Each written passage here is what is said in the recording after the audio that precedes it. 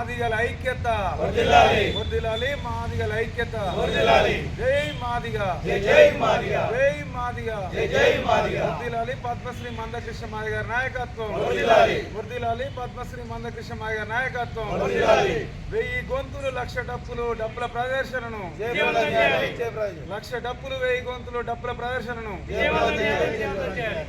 Hello Madiga hello Madiga Mandakrishna Madiga గారి నాయకత్వం మందకృష్ణ మాదిగ గారి నాయకత్వం హలో మాదిగా పట్టుకొని ఒక్కొక్క సైడ్ లేపు పైకి చూడదుగా మాదిగా అని మనం చెప్పుకోనికి గత కొంతకాలం నుంచి చాలామంది మనం మాదిగాని చెప్పుకోనికి చాలామంది భయపడేది సిగ్గుపడేది. అట్లాంటిది 30 ఏళ్ల కింద కృష్ణ మాదిగ అన్న పల్లెటూరులో మారుమూలన పల్లెటూరును పాదయాత్ర సైకిల్ యాత్ర చేపట్టి మన మాదిగలలో చైతన్యం నింపి అందరూ కూడా మన కులాన్ని పేరు చెప్పుకొని ముందు మన కులం పేరు ముందు పడాలని, అందరితో పాటు మనం కూడా సమాన హక్కులు కల్పించాలని, అలాగే మనకు ఎస్సీలో ఏబిసిడి వర్గీకరణ కోసం అన్న ఎన్నో పాదయాత్రలు సైకిల్ యాత్రలు చేశాడు. అలాగే మనం కూడా అన్నకు తోబుడుగా నిలబడాలని ఎప్పటి నుంచో మేము ఎంఆర్పిఎస్లో పనిచేసినాం.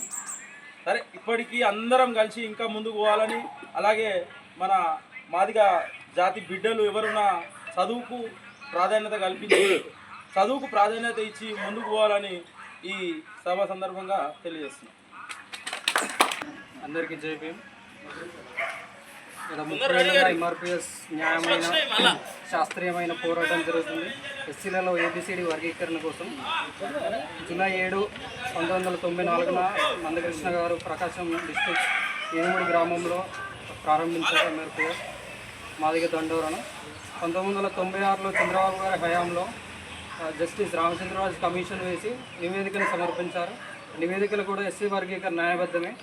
ఎస్సీ వర్గీకరణ జరపడం వల్ల ఎస్సీలు ఉన్న మిగతా కులాలందరూ వారికి దక్కాల్సిన వారి వాటా దక్కుతుందని చెప్పి 2009లో ఎస్సీ వర్గీకరణ చేపట్టారు. ఎస్సీ ఏబిసిడిగా ఎస్సీ ఏకి 1%, బికి 7%, ఎస్సీ బిలో మాదిగ మరియు మాదిగ ఉపకులాలు, ఎస్సీ సిలో 6%, మాల మరియు మాల ఉపకులాలు, మళ్ళీ ఎస్సీ డిలో 1%, 12%ని వర్గీకరించి న్యాయం చేశారు. కానీ 2005లో మళ్ళీ అప్పుడున్న మాల మహానాడు నాయకులు సుప్రీంకోర్టును ఆశ్రయించగా 5 బెంచీల 5 న్యాయమూర్తుల ధర్మాసనం దాన్ని కొట్టివేసింది. దానికి ప్రధానమైన 2 కారణాలు చెప్పింది. ఒకటి, ఆర్టికల్ 341 ఎస్సీలను వర్గీకరించడం లేదా ఎస్సీల్లో మార్పులు లిస్టులు ఏదైనా మార్పులు చేయాలంటే కేవలం ప్రెసిడెంట్ గారికే అధికారాలు ఉన్నాయి.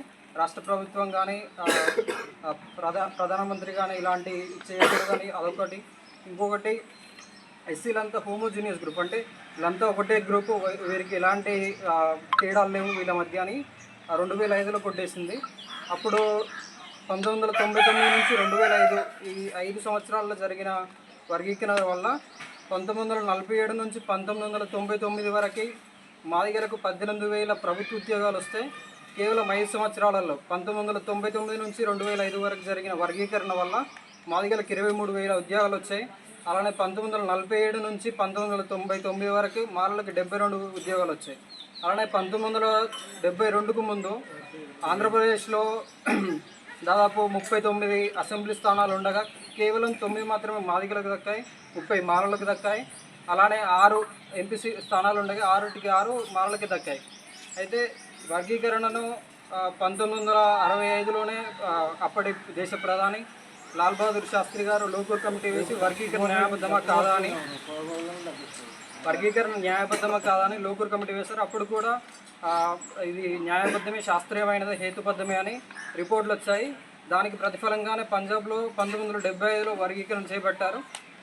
పంజాబ్లో 20% ఎస్సీలు ఉంటే దాన్ని 2 సగాలుగా వేసి 12.5% వాల్మీకులకి 12.5% వాల్మీకులకి, అందులో వాల్మీకులు ప్లస్ ఇంకొక 6 మెజాబిర్ 6 అని వాళ్ళిద్దరికి వర్గీకరించి ఇంకొక 12.5% మిగతా ఎస్సీ కులాలకి వర్గీకరించాయి.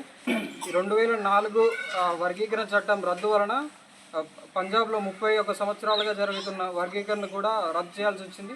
మొన్న 2024 ఆగస్టు 1న సుప్రీంకోర్టు 7 ధర్మాసనంలో బెంచ్ ఇది వర్గీకరణ న్యాయబద్ధమే, రాష్ట్ర ప్రభుత్వాలు చేసుకోవచ్చని తెలిపింది.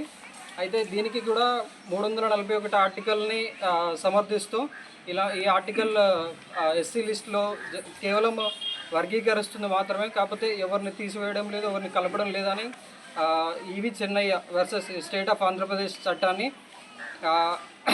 స్టేట్ ఆఫ్ ఆంధ్రప్రదేశ్ ఇచ్చిన వల్ల వర్గీకరణ చేసుకోవచ్చు. వర్గీకరణ కూడా న్యాయబద్ధంగా శాస్త్రీయబద్ధంగా ఉంటేనే ఆ వర్గీకరణ చెల్లుబాటులో ఉంటుంది. లేదా ఇతర ఏ కారణాలతోటైనా కేంద్ర రాష్ట్ర ప్రభుత్వాలు కానీ ఇతర రాష్ట్ర ప్రభుత్వాలు కానీ వర్గీకరణ వాళ్ళ స్వలాభాల కోసం చేస్తే మళ్ళీ సుప్రీంకోర్టుని ఆశ్రయించవచ్చని సుప్రీంకోర్టు 7 ధర్మాసనం చెప్పింది. అయితే ఆగస్టు 1 నాడు అసెంబ్లీ సమావేశాలు జరుగుతుండటంతో అప్పుడు మన ముఖ్యమంత్రి రేవంత్ రెడ్డి గారు అసెంబ్లీలో ప్రకటించారు, మేము ఎస్సీ వర్గీకరణలో మొదటగా తెలంగాణ మాదిగ ఉపకులాలు కాబట్టి అందరం దీనికి మద్దతుగా తెలిపి ఫిబ్రవరి 2న జరిగే 1000 గొంతులు 1,00,000 డప్పుల ఆ కార్యక్రమానికి అందరం మన కాలనీ నుంచి వెళ్ళి విజయవంతం చేయాలని కోరుకుంటున్నాం. Thank you. జై హింద్. రేపు 27 నాడు 7 తారీఖు ఫిబ్రవరి 7 తారీఖు నాడు మనం అందరం కలిసి పోదాం. మనసుకు ఒక దప్పు తీసుకొని వెళ్దాం. దప్పు లేకుండా రాకండి. అందుగురించే మా అన్న హక్కుల కోసం మనం పోరాడుకుందాం. ఎవరో వచ్చి ఏదో చేయరు, మన హక్కుల కోసం మనమే పోరాడదాం. అందుకు గాను మనం 7 తారీఖు నాడు మనము కలిసికట్టుగా అందరం వెళ్దాం. అందరం నమస్తే.